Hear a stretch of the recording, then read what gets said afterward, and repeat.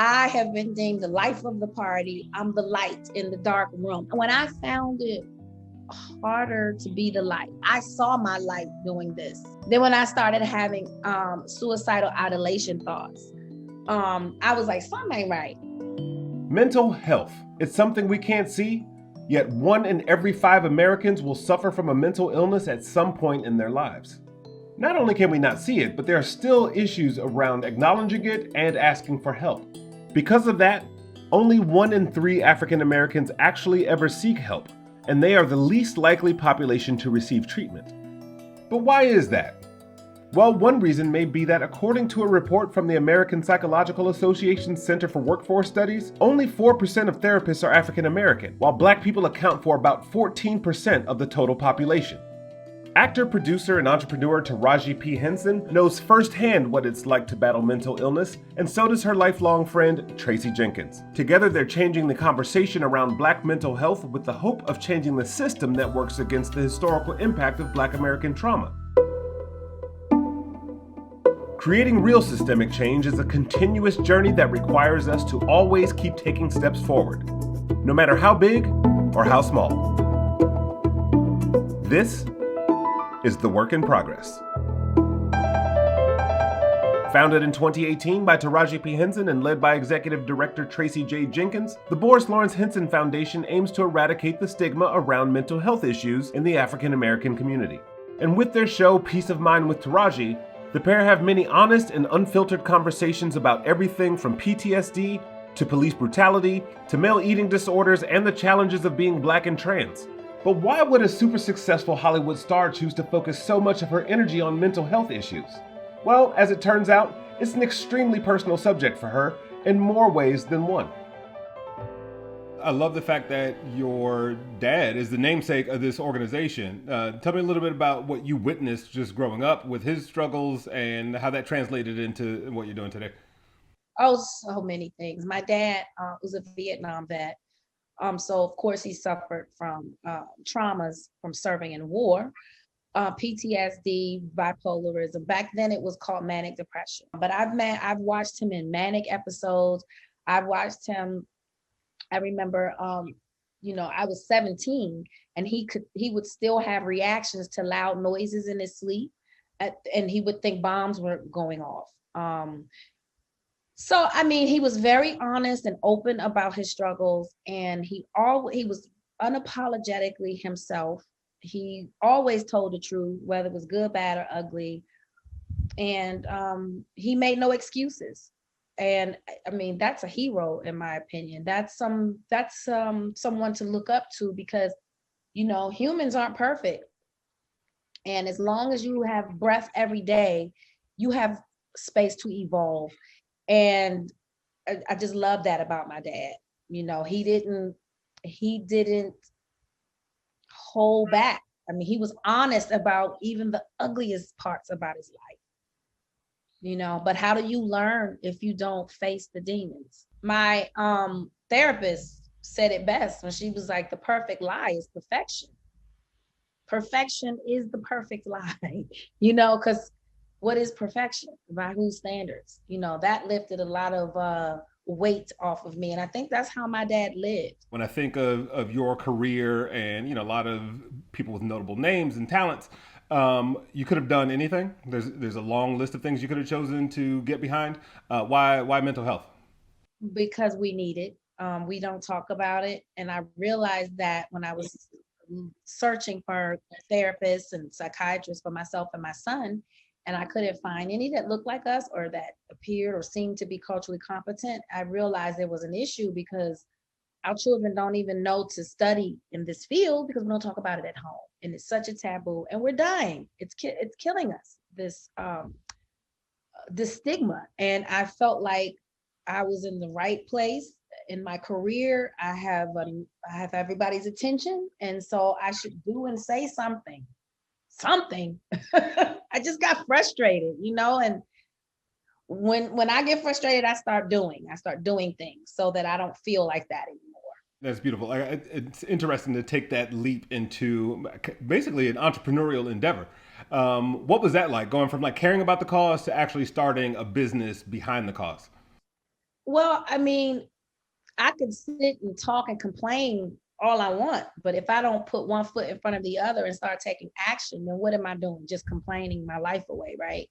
And I felt like for me, there was an urgency because I am a privileged woman. I've worked my way into a great financial success, right? So I can afford doctors, therapists, I can afford it all. But at the same time, even though I'm privileged and I have the means, it was still an issue. I started thinking about the millions of people who need the help, who can't afford it, who can't get to it, or who just are too afraid to say, I need help. And I don't know, I was compelled to do something. What is the difference between sort of like mainstream and Black culture when it comes to recognizing and understanding and dealing with your own sort of mental health issues? Well, first of all, there's so many stigmas surrounded around mental anything when it comes to us, people of color. Because for so long we've been told to pray our problems away. We get demonized. Do you realize when we get the diagnosis, people of color always gets the worst of the diagnoses, right? We don't get the privilege of being bipolar. We get schizophrenia. You know what I mean? Like, if we have an episode, 9 times out of 10, we're gonna get killed. So we're not even safe to have mental disability. It's a disability. Like, it's something that I actually need medical help with, but I'm demonized for it. So that's another thing why we don't talk about it, right? For fear of what's going to happen to me, right? They're going to see me as weak. We have normalized our trauma since slavery. We have been dysfunctional since then. And that's how we've been operating. We've been passing down the normalization of our traumas. You're not shy to talk about some of the things you've dealt with in your own mental health journey. What have you learned along that journey about yourself and the process of healing? It's okay to not be okay, and it's okay to feel like crap. It's okay to say, I don't want today. I can't today. It's okay to ask for help. It's okay. Because what I can't do is act in real life. I get paid to do that. So in my personal life, if something is off, I have to address that. I can't skirt past it because it affects everything I do. I am a person that I gotta be here and here. People expect that from me. So if I'm not checking in on me and taking care of me, how can I be of anything to anybody? How can I be of service? How can I service my fans, the projects, the work? If I'm not taking care of me, I can't act in real life. I don't even know how to. There's a difference between knowing that you have an issue and not knowing. And so once you finally recognize that you had something, what was that first point of recognition? And what were the first steps you took to go and seek help and healing? I have been deemed the best party favor. I have been deemed the life of the party. I'm the light in the dark room. I'm the bubbly. I'm the one that's like, yay, everybody, let's laugh. Come on, get over it. And when I found it harder to be the light, when I saw my light doing this, and I felt like I was in a hole and I just kept sinking and sinking. Then when I started having suicidal ideation thoughts, I was like, something ain't right. I'm so full of life and something's just off. I don't feel right. I feel out of my body. And because the type of work that I do requires me to check in. I have to. Again, if I check out here, I'm checking out in the script, right? So I have to. I'm the type of artist that I have to get to the bottom of it, right? Within myself. And so that's when I was called my best friend, Tracie, because, we talk about it all the time. She's been diagnosed with anxiety since and medicated since we were little. So she's always my go-to. Like one time I had to get hooked up to a heart monitor because I was having heart palpitations, and I was like, I think I'm having a heart attack. Oh my God. The doctors couldn't find anything wrong. They put me on this monitor. I had to wear it for like 3 or 4 days. They still couldn't get to the bottom of it. Called Tracie. I was like, what happens when you start to have an anxiety attack? She said, well, my heart stopped. I said, that's what it was. It's exactly what I was having, a panic attack. I didn't know. I had no idea. My heart was just felt labored, the beating. Can't explain it. So anyway, just when I started talking to her, and I think because I have a friend who has been so open about it, I just felt like I could just talk about it. And I was like, the more I have to get this monkey off my back. So it's almost like I had to shout it to the world so I could be like, oh, it's not a secret anymore. And then once I did it, I started seeing more people talk. And I was like, that's why if you have a story to tell, you must tell it. We need each other, humans. We make the world go around. I learn from other human stories. I learned from other survivors. Like, if you don't share your story, where's the roadmap? How do I know? So Taraji and Tracie, friends since the 7th grade, have set off on a journey creating their own roadmap in order to help Black people take that next step in seeking the help they need through their foundation and their talk show. There's no blueprint for Black mental health. What did you have to learn and unlearn in launching the foundation? Because I walk with it, and both Taraji and I are challenged with anxiety and depression, you sort of look at your own journey and you hope that you can sort of place the antidotes on other folk of what you've done to help your life. But different people need different things.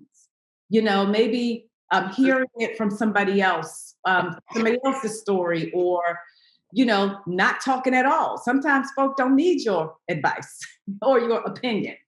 And so I've learned to back up. I've learned to ask more questions. I've learned not to compare my own struggles and challenges with somebody else's, even if my intentions are good to help, but to sort of let it breathe and offer different avenues so folk can have their own choice in their own healing. There's a phrase associated with your name, which is finding your zero, which I would love to know more about. What is that? Sure. So I'm a guided meditation teacher because I had to find a tool to use for myself and my own anxiety. And finding your zero is simply finding that space inside of you where you feel safe. We spend 90% of our lives worrying about something. So on social media, it's, worried about your kid walking out of the door. How am I going to pay for this healthcare? If I can find that zero, that space in my spirit and in my body that helps me to feel safe, then I can get through the day. So finding your zero is that not 10, because 10 can take you over too, but zero is a starting point. It's that space where you can begin again because you feel safe enough to take that next step into your life. So I search for my zero every single day. I need to find mine. I'm probably like a 4. So I've watched a lot of the show, and it is like it's a genuine discovery. A lot of times, somebody says something, you go, ah. And in addition to sort of the celebrity stories, you've got these really unique angles you take on sort of like rare, or maybe more unspoken stories. Like, one is the gentleman who had struggled with bulimia. How do you select those topics and really use them to shine a light and empower other people who encounter the message? Well, it's literally about education, right?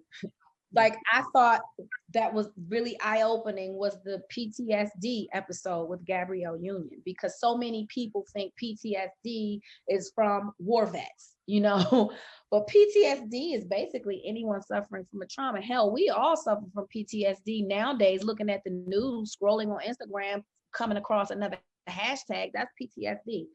Just being in tune and mindful of stuff like that, because you could just pick this up. And it took me a minute to realize that this was a part of my mental breakdowns on days. Yeah. Because it's just, we're so used to picking it up. It's just like a hand.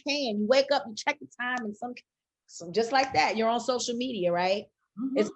But I had to take control of that. That's even like a drug. This. Yes. The thing that the heart does when you can't find your phone.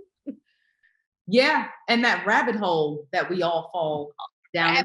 But what we don't get is that if you're walking with anxiety, depression, and half of us don't even know we are, you fall into that rabbit hole, you're winding into an anxiety panic attack that you don't even know is waiting for you at the end of that hole. And we're healing together, This isn't just about healing everybody else. Let's be told.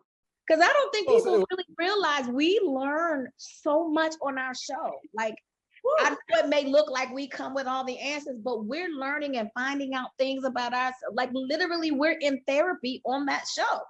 Yeah. Along this journey, Taraji, you just mentioned therapy, and we've been talking about this for a minute.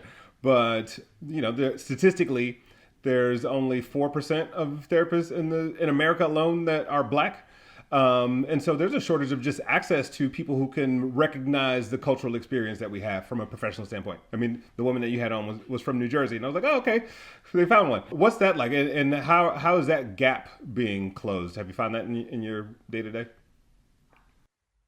Well, we're trying to close the gap by giving scholarships. And we gave how many we gave away so far? 6, Tracie? We gave away 6 so far. Yeah. And so, that's the small part we can do. But when we started our resource guide, we have it on the Boris Lawrence Henson Foundation website. They're there, but the work that we have to do to search for them, then I just realized that Tracie and I are trying to help, now that they see that I have this foundation, they call me like I'm the doctor. And what do? I call Tracie because she's the whiz. She has all the answers. And we were trying to help a friend. And I didn't know that the licensing, what was it you were saying? Because I was like, he needs the help right now. She's like, wait, whoa, there's a licensing bit we got to pay attention to. And have to make sure they're licensed in the state that they're practicing. And some are, multi-licensed so they can, go across the country, but others are, Texas. So you can't connect a Texan therapist with somebody who's living in Florida, So which is another hurdle for us, right? Which lessens the numbers even more, depending on what state you're in. Sad. What else have you learned about the system and what needs to change? Cultural competency. And cultural competency is not something that is just, it's skin color. The color of your skin. Mm-hmm. And so we started a training program, a cultural competency training program to support those therapists, any mental health professional, corporate leaders, so folk in the workplace as well can take this training. And there's 5 modules that specifically deals with caring for African Americans. And not just, again, sitting in a chair in the therapy room, but also in the boardroom or also in the staff break room. What you say matters. The way you approach certain topics matter to the people in the room. So we're trying to really close that gap as well. Anti-recidivism is another issue that you're tackling. And that's a whole other set of issues and social nuance and everything else. How's your approach been to anti-recidivism? Well, as you may or may not know, there is a 3-year window in which somebody who's coming out of prison returns, at the end of the 3rd year. This is like, on average. And so we looked at those numbers and said, well, what is happening or not happening in that 3-year window? And we see that they're not getting mental health support, right? They may get, a job program, placement, or what have you, housing, but nothing to deal with what they just experienced and what they experienced even before they got there. So we're looking to place services in that gap of time and hopefully decrease that number by a significant amount by offering free services to those formerly incarcerated folk. Hopefully we can keep them out of the prison system. And not to mention that over half of the prison population are people with mental disabilities that probably shouldn't be in a cage anyway. So there's a whole nother battle. Absolutely. Because I just don't see any rehabilitation really coming out of prison. I know that's how it all started, but that doesn't seem to be the case, because if you're rehabilitated, why are the numbers of the recidivism so high?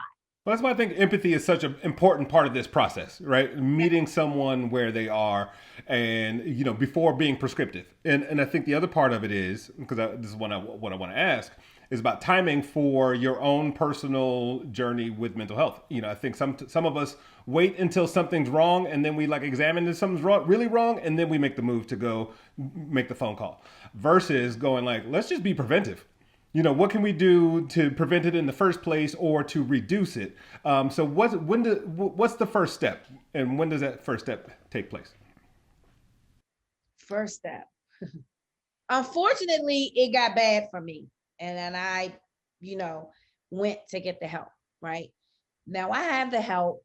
I know that it's something that I live with now, that in order for me to stay ahead of it, I have to do preventative things, right? Because now I know. But before I didn't know, I was, like I said, I was in that hole looking at myself sink further and further until I took it upon myself to do something. Now that I know better, I do better. So if I know I have a stressful week coming up and I feel angst or anxious, call my therapist. I need to talk. I need tools. Because I know now, right? But that was a learning. That's something I had to get there. And again, like I say, because I'm a celebrity, I can't hold that to myself. How is that helping anyone else, right? So like I said, if you have a story to tell, if you're a survivor of anything, you must tell your story. Otherwise, those that need to survive, how will they know? Where's the blueprint? We got to share. Yeah. And I think also to just simply accept that you're spending about 90% of your time dealing in a fight or flight mode, which means who I'm gonna fight today, or how can I run as fast as I can because I'm in danger. So if we just break off those small little pieces, that's preventative. It's breaking off small pieces of time just to find safety. That's in a walk. That's in listening to something soothing or relaxing. That's in prayer. That's in meditation. Whatever you do that makes you feel safe, start chipping away at that 90% of time. That way, when those things come at you, you are already in safety. You're not moving from fight or flight mode. So that's one thing that has been helping me, is chipping away at that 90%. I'm like, I want my life back. I don't want to spend 90% of my day worried and stressed and fighting. Because, how much of my life will I have really lived once I'm out of here? So that's what I would leave us with.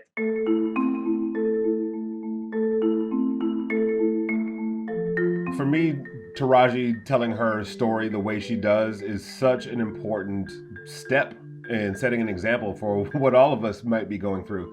I think when you see somebody who we tend to put on a pedestal, going through very difficult mental health issues and also taking on the charge in a very personal way, I think it's empowering. It gives people permission to do the same for themselves, and she's creating a resource. So all those things matter.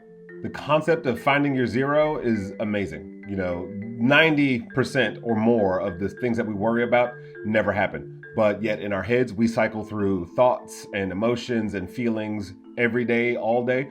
And this is just such a good reminder of how we can return to that zero, chip away at the things that are eating away at your mental capacity, your mental health, and get back to a place of happiness. And for two Black women to go from surviving to thriving in the area of mental health and battling their own issues and still creating a successful organization, now that is what's incredibly inspiring to me personally.